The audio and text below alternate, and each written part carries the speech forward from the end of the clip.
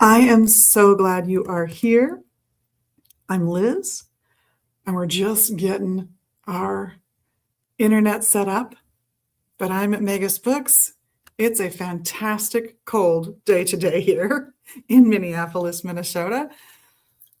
And I am going to talk to you about some kitchen magic today because I think this is the perfect time of year. If you've never dipped into herbs and spices for your magic, this is the time because there's so much folklore surrounding winter holidays from multiple cultures.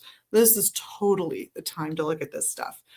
And a lot of spices coming out of Western herbal traditions, things like allspice, cloves, cardamom, anything along those lines, anything you might put into a pumpkin spice or a chai or anything along those lines, because they were so very expensive, people died getting them back up to Northern Europe.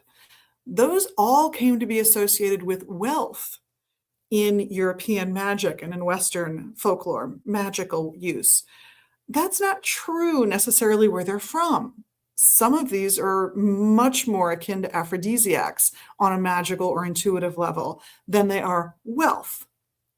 So it's kind of like getting a double whammy when you go for that cardamom. If you not had cardamom, oh my, it's so delicious.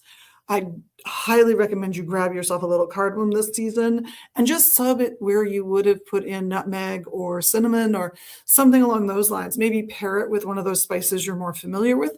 So you've got that little thread running through your baking, but oh, deliciousness. Or your cooking. These all have savory recipes associated with them. So check those out too, frankly. All of those spices, think love, think prosperity. One of the very old traditions coming out of European magic is if you have a whole nutmeg in your kitchen at all times, you will never want. It's a symbol and a magical statement of wealth, of prosperity. I will also chime in that there are herbs from Europe that have been popular at this time of year, particularly in Western magic and all kinds of systems. Mistletoe is a big one. We all kiss under the mistletoe now, so it's always been associated with love in modern times, but you will see it associated with protection as well as love when you really dig into the folklore about it. And many of these spices do those things. They are protective. They are about having a little joy in your life because we all have to have some joy. I'm very fond of saying life should be 10% challenge and 90% joy.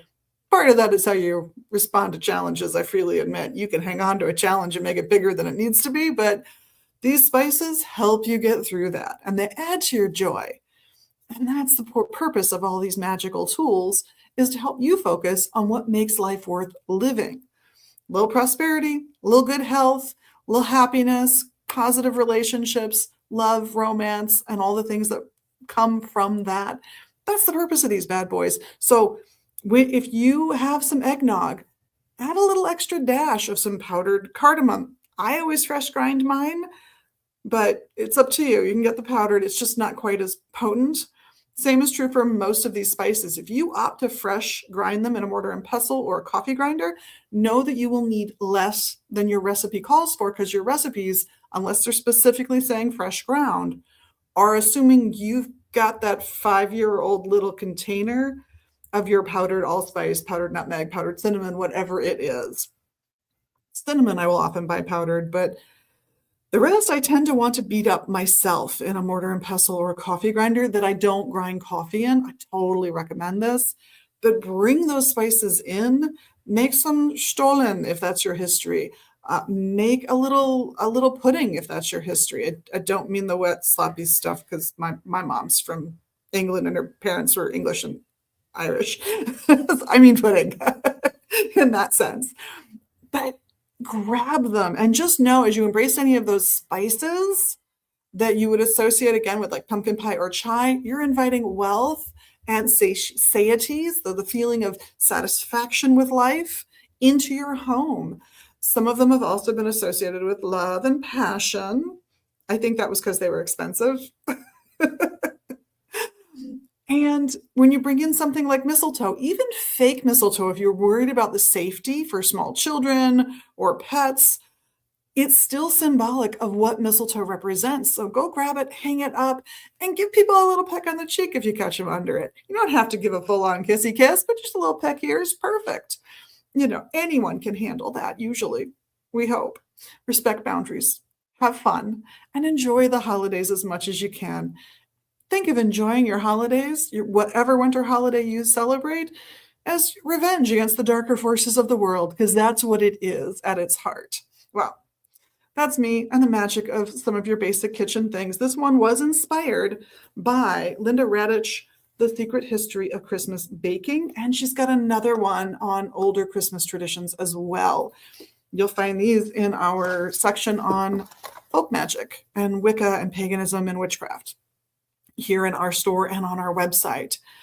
You will find all kinds of wonderful spices, from actual spices to incense, at the QR code. Oops, that's right, I'm backwards. QR code over there. And of course, you'll see our logo on our website at magusbooks.com. Or we'd love to see you here or to hear from you on the phone here at Magus Books in Minneapolis. But thank you so much for being your best magical you. And of course, for doing the little magical things you can do here. You know what they are. Subscribe. What can I say? Blessed be, and we'll see you soon.